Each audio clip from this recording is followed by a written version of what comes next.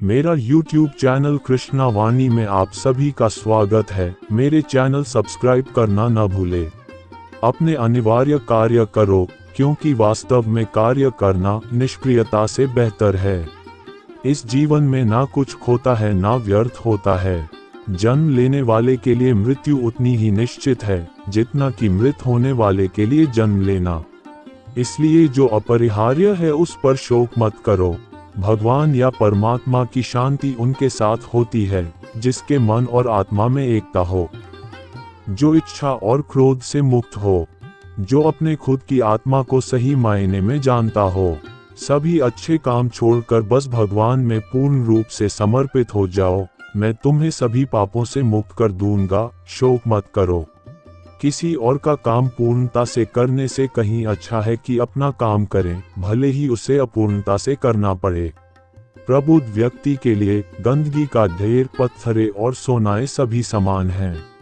मैं सभी प्राणियों को समान रूप से देखता हूँ। ना कोई मुझे कम प्रिय है ना अधिक, लेकिन जो मेरी प्रेम पूर्वक आराधना करते हैं वो मेरे भीतर रहते हैं और मैं उनके जीवन में आता हूँ।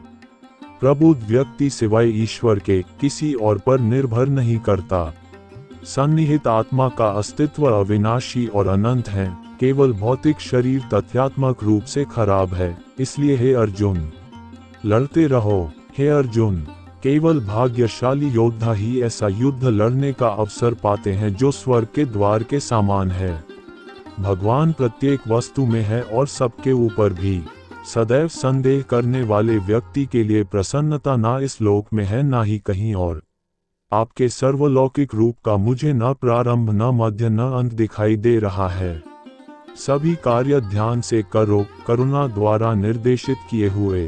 तुम उसके लिए शोक करते हो जो शोक करने के योग्य नहीं है, और फिर भी ज्ञान की बातें करते हो। बुद्धिमान व्यक्ति ना जीवित और ना ही मृत व्यक्ति के लिए शोक करते हैं।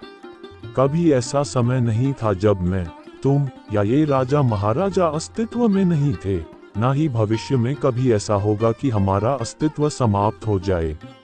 कर्म मुझे बांधता नहीं, क्योंकि मुझे कर्म के प्रतिफल की कोई इच्छा नहीं।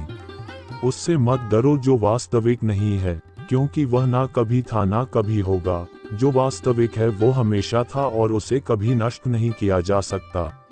अप्राकृतिक कर्म बहुत तनाव पैदा करता है। मैं उन्हें ज्ञान देता हूँ जो सदा मुझसे जुड़े रहते हैं और जो मुझसे प्रेम करते हैं।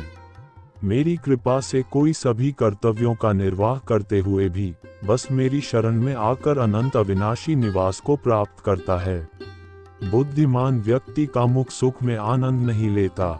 मैं धरती की मधुर सुगंध हूँ, मैं अग्नि की ऊष्मा हूँ, सभी जीवित प्राणियों का जीवन और सन्यासियों का आत्मसंयम हूँ। वह जो वास्तविकता में मेरे उत्कृष्ट जन्म और गतिविधियों को समझता है, वह शरीर त्यागने के बाद पुनः जन्म नहीं लेता और मेरे धाम को प्राप्त होता है।